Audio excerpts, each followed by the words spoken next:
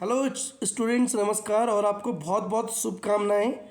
और I hope आपका exam बहुत अच्छा गया है। इजी पेपर आ रखा था और क्लास 10th 2023 का मैं एमसीक्यू किसी एक सेट का सॉल्व करवा रहा हूं। तो पहला क्वेश्चन आइए देखते हैं क्या है। Which of the following quadratic equation है sum of its roots. Sum of its roots कौन से होते हैं बेटा? अल्फा प्लस बीटा होता है सम ऑफ इट्स रूट्स। और क्या होता है sum of roots? Minus B upon A. Check कर लो, अगर माइनस इसका चेक करोगे माइनस बी अपॉन ए तो माइनस माइनस ये 4 हो जाएगा, 4/2 ये 2 आ रहा है। ठीक है, तो ये भी नहीं है। ठीक है, इसका चेक करते हैं। Alpha plus beta minus B -4 और ए कितना है? एक्स स्क्वायर के आगे जो कोफिशिएंट होता है वो ए होता है -1 और ये आ रहा है 4। इट मीन्स ये हमारा सही हो गया। तो क्वेश्चन नंबर फर्स्ट का ये जो है ये बी वाला एकदम सही है। क्लियर। आइए दूसरा क्वेश्चन देखते हैं। दूसरा क्वेश्चन कह रहा है कि what is the length of the arc length of the arc of the sector of a circle with radius 14 ठीक है, लेंथ ऑफ आर्क क्या होता है? θ/360 into 2πr into 2πr। Clear.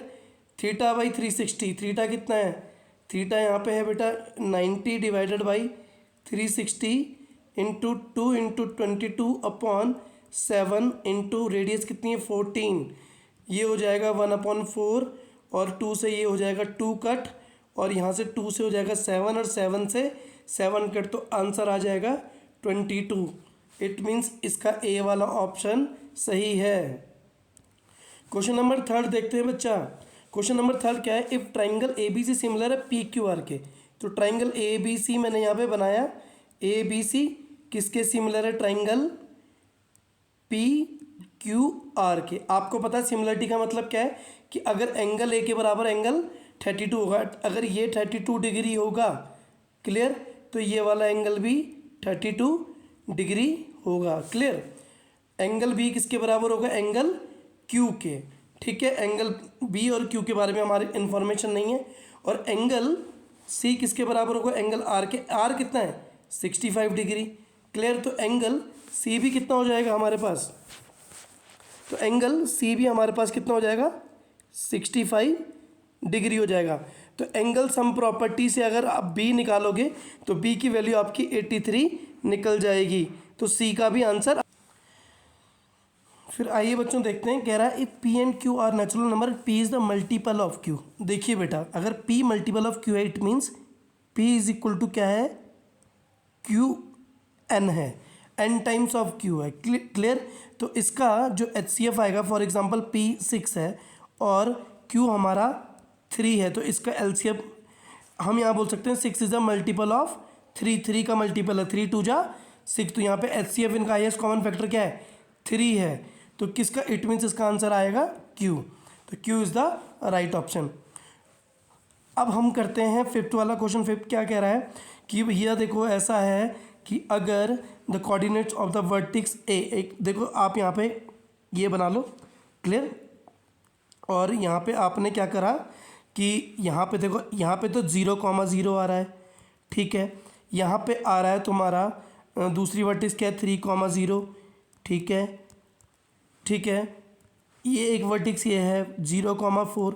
अगर इसे रेक्टेंगल बनेगा तो ये यहाँ बनेगा। ठीक है, और इसीलिए ए की वैल्यू क्या हो जाएगी? यहाँ से ये क्या है? 3 है और हाइट क्या है इसकी? 4। तो 3,4 इज़ द राइट आंसर। तो 3,4 क्या है इसका राइट आंसर है। क्लियर। देखो बेटा, इन्होंने 6 क्वेश्चन में बोला है coincidence line, it means infinite many solution. तो a1/a2 is equal to b1/b2 is equal to c1/c2। a1/a2 क्या है? देखो यहाँ पे x के आगे 3 है, 3 रख दिया। और हमारे पास इसके आगे क्या है? 6 है, x के आगे 6 रख दिया। और इस वाली इक्वेशन में y के आगे -1 है और r है, माइनस से माइनस कटा। तो यहाँ पे r इज इक्वल टू कितना हो जाएगा? 1/r किसके इक्वल हो रहा है? 1/2 के। और r इज इक्वल टू कितनी वैल्यू आ रही है? r की वैल्यू आ रही है 2। तो यहाँ पे डी ऑप्शन एकदम सही है। क्लियर। आइए बढ़ते हैं आगे। देखिए 7th वाला कितना ईजी है। कह रहा है कि एक बैग में 100 कार्ड्स है और 1 से लेके 100 तक के कार्ड के बीच में परफेक्ट क्यूब बताने। तो 1 से लेके 100 तक के बीच में परफेक्ट क्यूब क्या है?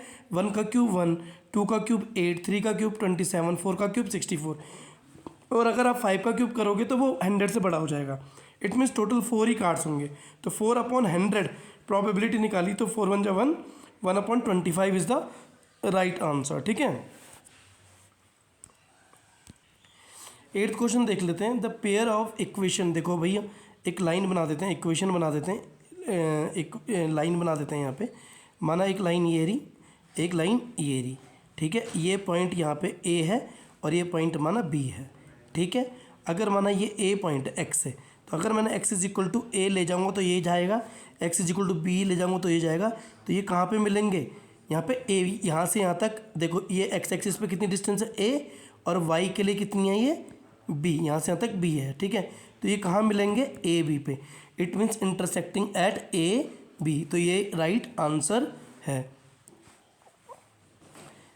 ठीक है। Next question, if 9th question देखते हैं बेटा कि फाइंड द वैल्यू ऑफ के। देखो बेटा यहाँ पे ना जो कह रहा है if 1 0 of the polynomial reciprocal of the other, मतलब अगर माना अल्फ़ा, एक अल्फ़ा है तो दूसरा कितना होगा? 1/अल्फ़ा। क्लियर, दूसरा 0 से 1/अल्फ़ा है। अच्छा, प्रोडक्ट ऑफ जीरोस कितना होता है? अल्फ़ा इंटू बीटा होता है, हमारा कितना होता है? C/A। क्लियर, अल्फ़ा तो अल्फ़ा ही है, बीटा भी क्या है? रेसिप्रोकल है अल्फ़ा का। 1/अल्फ़ा, सी कितना है हमारा? है ये है -K-2/6। अल्फ़ा से अल्फ़ा गया, ये 1 आ गया, 6 दूसरी साइड जाएगा तो -K-2 इज इक्वल टू हो जाएगा ये हो जाएगा +6 हो जाएगा। क्लियर, और यहाँ पे K-2 इज इक्वल टू हो जाएगा -6 और K इज इक्वल टू हो जाएगा -6 और -6 और ये -2 दूसरी साइड जाएगा +2 एंड K की वैल्यू हमें मिलेगी -4। तो 9th का जो आंसर हो जाएगा कितना हो जाएगा? -4 हमारा आ रहा है, ठीक है। अच्छा, नेक्स्ट देखते हैं क्वेश्चन नंबर 10। कह रहा है 3 pi total surface area of total surface area कितना होता है? 3 पाई r² होता है। 3 पाई r², और यहाँ पे जो 3 पाई r² होता है, क्लियर। और 3 पाई r² में यहाँ पे r डायमीटर d दे रखा है और r इज इक्वल टू कितना? d/2। तो 3 पाई d/2 का होल, d/2 का अगर स्क्वायर करेंगे तो ये कितना मिल जाएगा? 3 पाई d² फॉर्मूला 3/4 पाई d²। तो ये आंसर एकदम सही है। क्लियर, देखो बच्चों 11th में कह रहा है एटमोस्ट 1 टेल और 3 कॉइन उछाले गए हैं। जब भी 3 कॉइन उछाले जाएँ तो ये होता है head head head, head head tail, head tail head. ये 8 आपको प्रोबेबिलिटी मिलती हैं कि उनमें से कुछ हो। इन्होंने बोला एटमोस्ट, अगर ये एटलीस्ट होता तो कम से कम एक टेल होना ही चाहिए था और ज़्यादा से ज़्यादा 3 टेल भी हमें मिल सकते थे, ठीक है। तो वहाँ पे जो प्रोबेबिलिटी हो जाती, ये हो जाती 7/8। लेकिन यहाँ पे बोला एट मोस्ट 1 टेल, मतलब ज़्यादा से ज़्यादा एक टेल हमें चाहिए, ठीक है। और टेल ना भी हो तो चलेगा, लेकिन ज़्यादा से ज़्यादा कितने टेल चाहिए? सिर्फ एक टेल। तो एक तो ये रहा एट मोस्ट में, यहाँ पे एक भी टेल नहीं है, चलेगा, कोई दिक्कत नहीं। ज़्यादा से ज़्यादा एक टेल के अलावा कुछ नहीं होना चाहिए। 2 ये हो गया और 3 ये हो गया, तो ये हो जाएगा। देखो यहाँ भी 2 हैं तो नहीं चलेगा, यहाँ भी 2 हैं, यहाँ भी 2 हैं, यहाँ भी 2 हैं, और यहाँ भी एक टेल है। देखो टेल हेड हेड, ठीक है, हेड टेल हेड। तो यहाँ पे ये प्रोबेबिलिटी हो गई इसकी 4/8, ठीक है। 1 2 3 4, क्लियर।